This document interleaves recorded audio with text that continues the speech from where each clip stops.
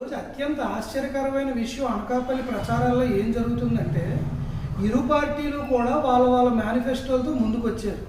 ఓ పక్కన వైఎస్ఆర్సీపీలో మలసాల భారత్ గారు తన ప్రచారంలో భాగంగా ప్రతి ఊరు, ప్రతి గ్రామం, ప్రతి గడప, ప్రతి ఇంటికి వెళుతూ అమ్మ మీరు నాకు ఒక్క ఛాన్స్ ఇవ్వండి, అనకాపల్లిని పారిశ్రామికంగా అభివృద్ధి చేస్తాను, రేపొద్దున మీ పిల్లలకు ఉద్యోగ అవకాశాలు మన అనకాపల్లిలోనే కలిగేలాగా నేను చూసుకుంటాను, మరో పక్క మీ అందరికీ నమ్మకమైన జగనన్న తోడు నిలవండి, మరి ఈరోజు మీకు వచ్చిన సంక్షేమం ద్వారా మీ యొక్క ఇల్లులు కానీ మీ యొక్క జీవితాల్లో కానీ అభివృద్ధి ఏ రకంగా చూశారు, విద్య, వైద్యం, వ్యవసాయం పైన ఏ రకంగా జగన్మోహన్ రెడ్డి గారు ఆయన చేసిన పాలసీలు కానీ రిఫార్మ్స్ కానీ ఉన్నాయి అని వాళ్ళకు ఒకసారి గుర్తు చేస్తూ ఓటు అభ్యర్థిస్తుంటే, మరో పక్కనేమో ఈ కూటమి సభ్యులందరూ కూడా సినిమా స్టార్లు పిలిపించుకొని వ్యంగ్యమైన డ్యాన్సులు అవి వేయించుకొని ఆ మార్కెట్ రోడ్లలోనేమో సినిమా స్టార్లు దింపుకుంటా, రోడ్ల పైన సినిమా స్టార్లు తీసుకుంటా, అయ్యా సినిమా స్టార్లు వచ్చి మన కడుపులు నింపుతారండి, వీళ్ళు వచ్చి మనకు ఉద్యోగాలు ఇస్తారండి,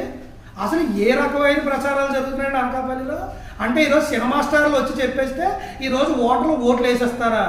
ఈరోజు కుప్పిగొంతులు వేస్తే మార్కెట్ రోడ్డుల్లో జనాలు ఓట్లు వేసేస్తారా? మీరు ప్రజలకు ఏం చేస్తారో చెప్పకుండా అసలు ఏ రకమైనగా మనం ఓట్లు అభ్యర్థిస్తున్నామండి?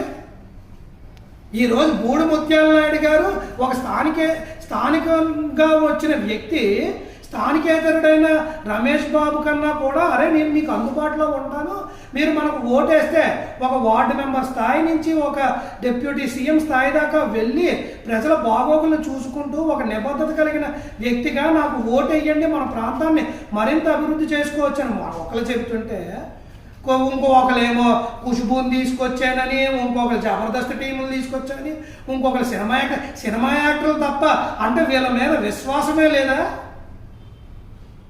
ఏ రకమైన ఎన్నికలు జరుగుతున్నాయో ప్రజలు నిజంగా నిర్ణయం చేసి బుద్ధి చెప్తారు బలంగా.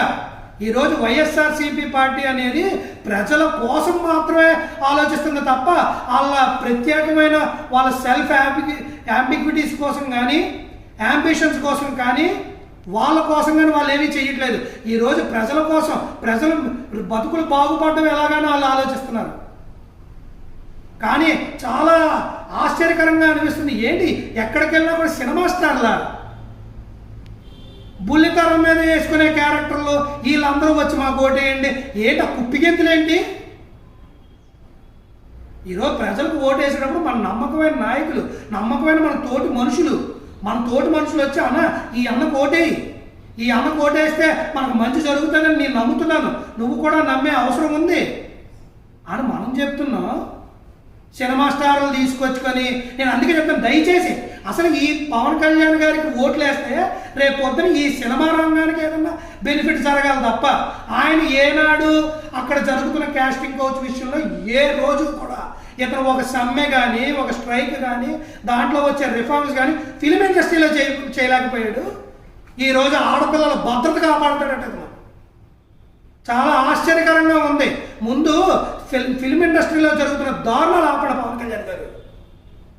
సినిమా యాక్టర్లు రేపు పొద్దున మీ దగ్గర వచ్చే చిన్న చితక క్యారెక్టర్ల కోసం ఈరోజు మీకు ఓట్ల కోసం వీళ్ళు వచ్చి అడిగేస్తే ఓట్లు వేసేసే అంత వెర్రి కొర్రలు మా అనకాపల్లి ప్రజలు అయితే కాదు.